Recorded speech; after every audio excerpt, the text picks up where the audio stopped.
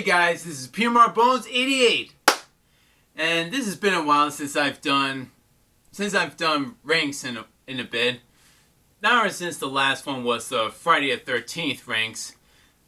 So now I will be ranking all 9 of the Hellraiser movies. But before I do, I just want to make an announcement. I will be joining which is the Creepy Channel Crawl, and it's hosted by the Horror Addicts, and it's thanks to them that I'll be joining in with them, along with my special guest, Brittany Wright. So I just want to give you guys a heads up, and plus it's also going to be on February 17th, which is on next Saturday. So don't miss out. And now with no interruptions, here it is, folks. Yo, Bones! What is it? You are in the Creepy Channel Crawl without me? Along with the Horror Addicts, Gore B, and Danny Nightmare? Why didn't you tell me about this? Well, then go talk to them. Fine, I will. Oh wait, I just remember. We're booked! Well, now, without further ado and no disturbance, let's begin the rank.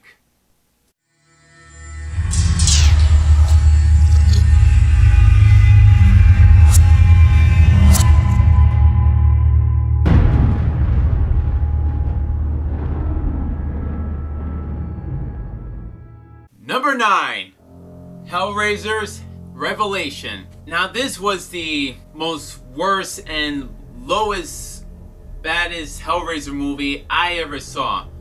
To be honest with you guys, I thought this was a fan film or something. It turned out it was just a whole new, different kind of a Hellraiser movie. And not with that, the original actor, Doug Bradley, he didn't even return to play as Pinhead once again.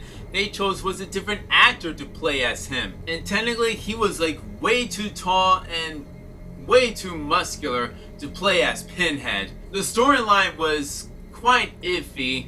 The actors and actresses were not really interested. I didn't want to get to know their backgrounds too much. But however, we didn't hardly get to know their background stories anyways. But with the violence and gory, at least it didn't really disappoint me though. But although I would not even recommend you guys to watch this movie, or actually no, if you really want to watch it, you're better off just renting it on Netflix and not just buying the movie itself. But if those of you who own that movie, do yourself a favor, just burn that please. Yeah, well, Revelation is personally just complete an abomination. That's what that movie is, an abomination. That which is born of flesh is still just flesh. Number 8, Hellraiser's Hellworld. Now this was the 8th and the last film for Doug Bradley to play as Pinhead for one last time. Although that Hellworld really was kind of a ripoff of Halloween Resurrection, and even so that the storyline was not really flowing to this film. And the movie poster, or should I say the DVD itself, that says Evil Goes Online, and surprising actor that was Lance Henriksen that was in this film. That was the only thing that was a good surprise about this movie, so I liked it. Just honestly, I liked it only because of, well, 2 things. Pinhead and Lance Henriksen, that we all know him as Bishop from the Alien franchise. Although Hellworld was definitely a die-out sequel, and most likely most of the Hellraiser franchises were starting to go downhill, and Hellworld was already down to the lowest of the bottomless pit of hell. So might as well try to wake yourself, Bishop, because if it's a dream, then you're in a nightmare. Number 7, Hellraiser Inferno. This was the 5th sequel, and this was also the first that came out straight to DVD and video cassette. Because ever since for Bloodline, I think they stopped making Hellraiser sequels going into theaters, because at that point on they decided to not to do any more sequels, Hellraiser sequels in theaters. Part 5, I find it very not too thrilling and kind of theme not really too interesting. I know, again, I'm always gonna say not interesting, because honestly, there's not one single Hellraiser I just love. yet. But Inferno, however, it was kind of slowing me down. The storyline was very slow. The detective is trying to investigate a murderer, and we hardly see Pinhead not until almost the end of the film. Most likely, all there is just talking and just not much surprising sequence that's happening. Not even much more jump scares, which is sort of a good thing. But as I started watching it, it just put me to sleep. Not only up till the ending when we see finally is Pinhead. So there on, it was starting to become a bit of a Hellraiser, only for about 20 or 15 minutes. Welcome to hell. Number 6. Hellraiser Deader. Or Dead Eater. I don't know. I'm just gonna say Deader or Dead Eater. I don't know, honestly. I don't know who made that kind of subtitle. Hellraiser Dead Eater or Deader.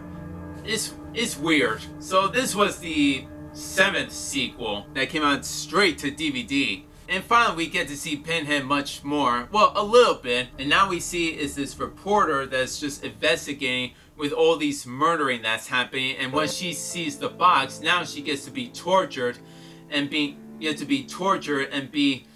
more quite living in her own hell. It does suit me for part 7 to be, as I would say, maybe the finale.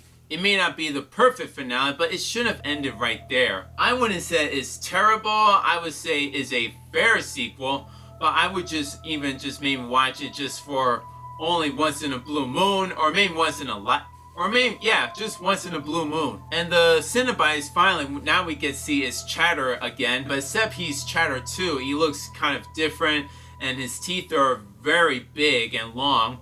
That's like, whoa. He got himself an extremely makeover, or maybe Pinhead may have found another guy, may turn him into another Chatter. Chatter will always be my favorite Cenobite, besides Pinhead. And with the kills, they were very graphic, but they started to bring out where the CGIs, and they weren't starting to become realistic. And I felt like it was becoming more of a TV movie. And you won't be the last. Number 5. Hellraiser Bloodline. I know it's my ranking, and I know I put Bloodline up to number 5, but it's a reason why, because I felt that the storyline of part 4, that it was kind of jumbled up and some scenes didn't really make sense, and due to that Pinhead now is in space. Okay, now they're taking this way too far. But this was before Jason going into space and then Dracula going into space. I find Pinhead being in space not too bad, because sometimes hell could be in space sometimes. And as with the storyline that we get to see is about this toy maker throughout the whole generation and the incarnation from the past, the present, and the future. And also we know that Angelique, I felt she was becoming much more of the main villain, and then Pinhead being the secondary villain. But it was up to the first part of the story that she was like the main villain, and then the second-hand storyline where she finally gets to bring Pinhead into the real world. Now all of a sudden she dies and she becomes a Cenobite later on in the future. So lately it's now between the main villains are Pinhead and Angelique, and the toy maker is actually the hero. Storyline was quite a bit a little jumbled, but I think they were trying to push it way too far of it. And the characters, they were quite interesting, including with the toy maker, Pinhead again, and Angelique. Either she's a demon or a Cenobite, one way or another. But something tells me that they should have just left it as a trilogy. Number 4. Hellraiser Hellseeker. The 6th installment that returned was Doug Bradley to play as none other than Pinhead, and the guest of returning Ashley Lawrence, who was the original and played none other than Kirsty Cotton. She was only there just for the intro and flashback and the ending. That was it. So most likely it was her husband that was the main character, and now she's being suffered by Pinhead that has been torturing him.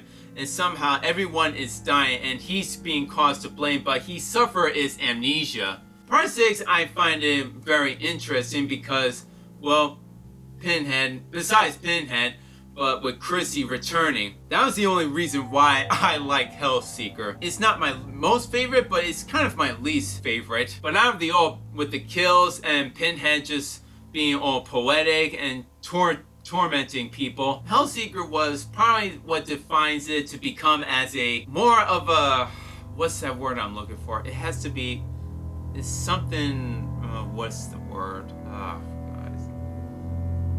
This is what happens to me all the time. Perfection. Profession.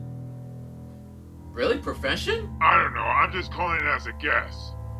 All problems solved. Number 3. Hellraiser 3. Hell on Earth.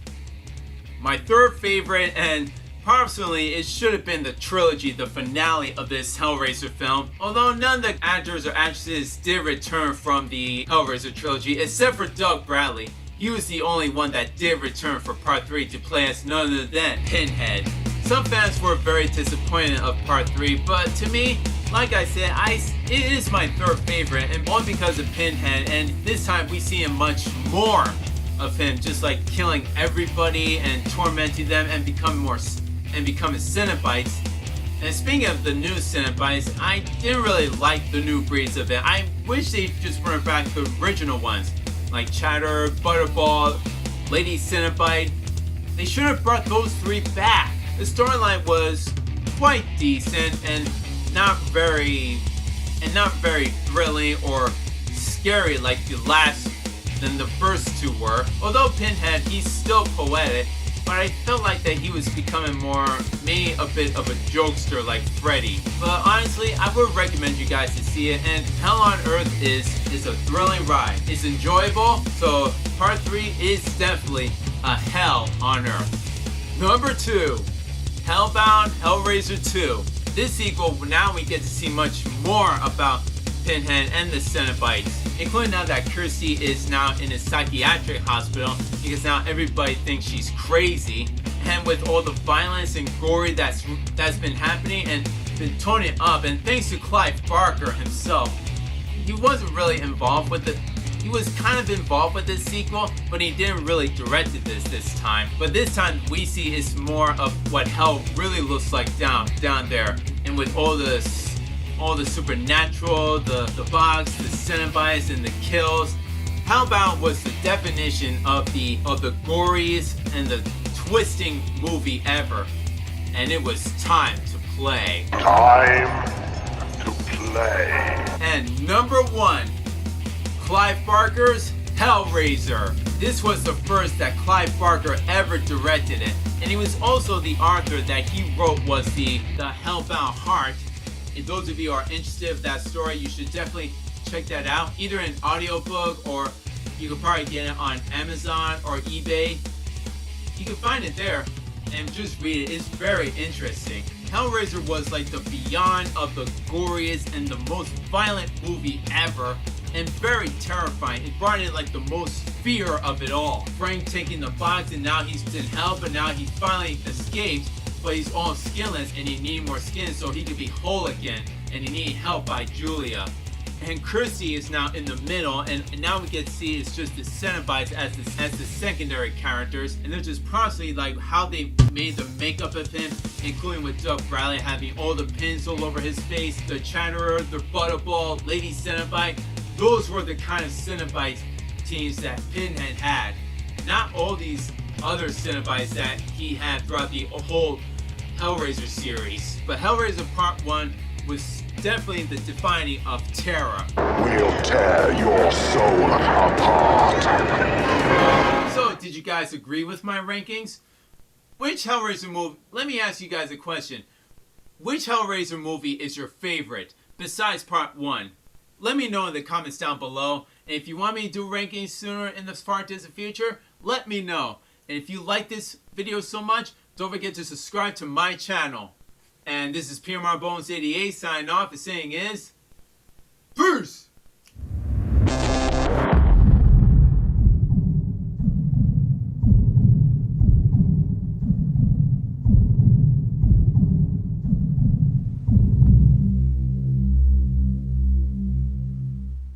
Stay tuned.